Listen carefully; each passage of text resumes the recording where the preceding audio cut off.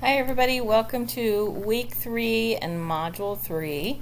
This week we're going to be looking at the topic of motivation. So talking about influencing behavior. One thing oftentimes leaders and managers try to do is motivate people to work towards the organization's goals. Unfortunately, it's not just like a button you can push. What we can do as leaders is to try to create conditions where people are willing to exert effort towards the goals that we have in our organization. So we'll look at 2 different chapters for motivation. One looks at different theories we have about what motivates people, basically values, needs, calculations they do. And then the other chapter is about creating a workplace that's motivating in itself and using performance and rewards to try to encourage the behavior we're looking for. So, materials, we've got 2 chapters. And then the journal this week has to do with courage. So I've got a couple of articles and a couple of videos for you to think about courage. And I'll come to that in a minute. Sorry, my cat is here. You may hear her meowing. Okay, so the discussion board this week gives you an activity.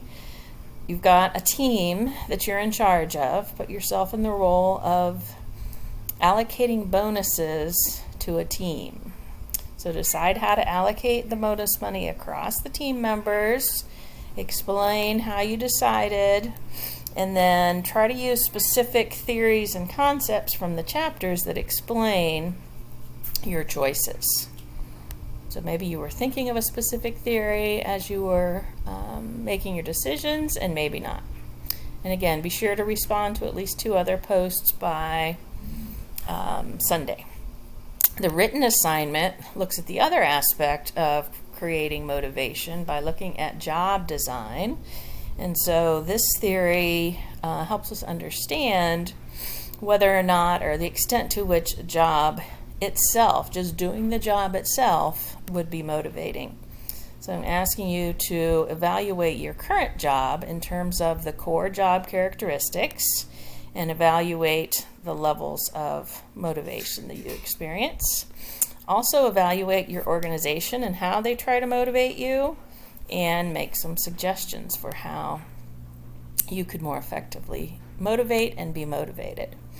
And finally, the journal for this week is based on the principle of acting and speaking with courage.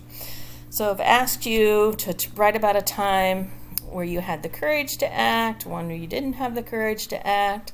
And then number 3 is thinking of ways that you might exercise your courage muscle in the future.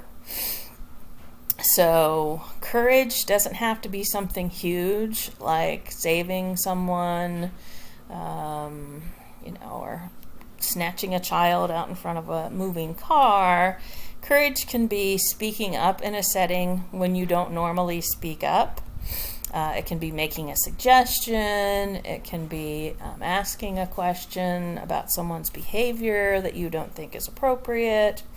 So it doesn't have to be big, but think about how you can try to be more courageous. So that's week 3. Let me know if you have any questions. So I did finally finish all of the grading from week 1. If there's anything that you would like to try over or you'd like to redo an assignment from the first week, just let me know and I'll be happy to go back and grade it. Otherwise, have a good week. Let me know if you have any questions.